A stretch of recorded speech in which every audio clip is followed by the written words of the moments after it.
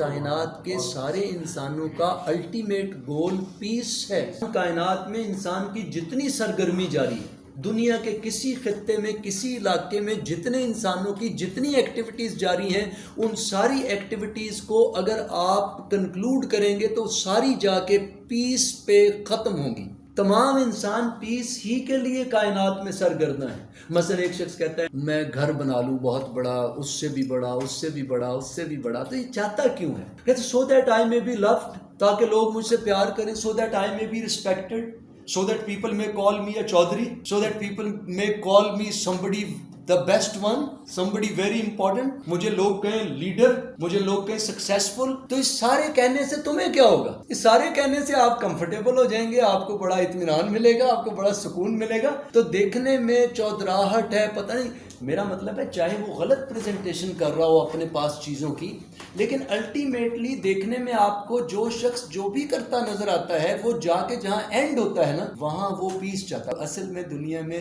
جتنے لوگ جو کچھ بھی کر رہے ہیں، ان سب کا الٹیمیٹ جو گول ہے وہ پیس ہے۔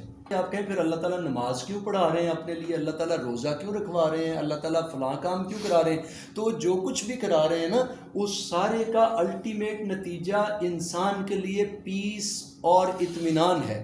حتیٰ کہ موت بھی جب اللہ والے کو آئے گی تو سورہ فجر کی آخری آیات ہیں، یا ایتھا النفس المطمئنہ، او پیسفل سول، اے مطمئن روح، یا ایتھا النفس المطمئنہ، یعنی یہاں اس کا کنکلوژن ہوگا کہ وہ نفس مطمئنہ ہوگا، وہ چین پائی ہوئی روح ہوگی، وہ مطمئن نفس ہوگا، اتنا مطمئن کہ فرشتہ بھی آ کے یہ کہے گا۔ اس لیے آپ اپنے آپ کو نا کل وقت پرسکون رکھا کریں۔ مثلا غیر ضروری نا بہت لمبی لمبی چھلانگیں نہ لگائیں، لمبی لمبی دوڑیں نہ لگائیں۔ تو اگر آپ پورے معاشرے پہ نگاہ ڈالیں تو آپ کو سکون نامی چیز نہیں دکھائی دیتی۔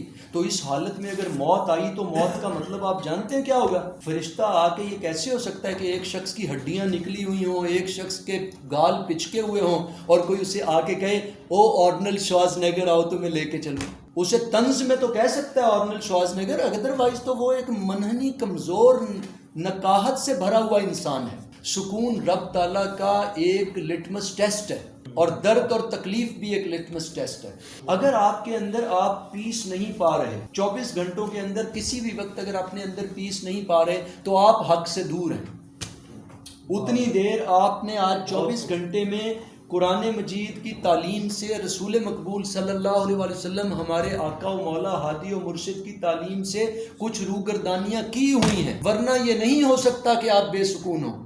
ورنہ آپ کے ساتھ حادثہ بھی پیش آ جائے تو آپ بے سکون نہیں ہوں گے، ورنہ آپ کے وہ ایسے ہی ٹیمپریریلی بطور انسان ذرا سا ایسے ہوگا اور پھر لائن پہ ہوں گے، اور پھر ذرا سا ایسے ہلے گا اور پھر لائن پہ ہوں گے، یعنی آپ بے سکون نہیں رہ سکتے۔ بے سکونی ایک ایلیمنٹ ہے، ایک لٹمس ٹیسٹ ہے کہ پہچانو جو رسول کریم صلی اللہ علیہ وآلہ وسلم کی زندگی سے ہم کہیں دور ہوتے ہیں، اخلاق سے کہیں دور ہوتے ہیں، قرآن مجید سے کہیں دور ہوتے ہیں، اور کچھ ایسا ہو رہا ہوتا ہے کہ بے سکونی پیدا ہو جائے گی۔ وہ بے سکونی ایسے ٹیمپرری جو پرو سٹریس جسے کہتے ہیں نا، یہ پرو سٹریس نہیں ہوگا، یہ سٹریس ہوگا۔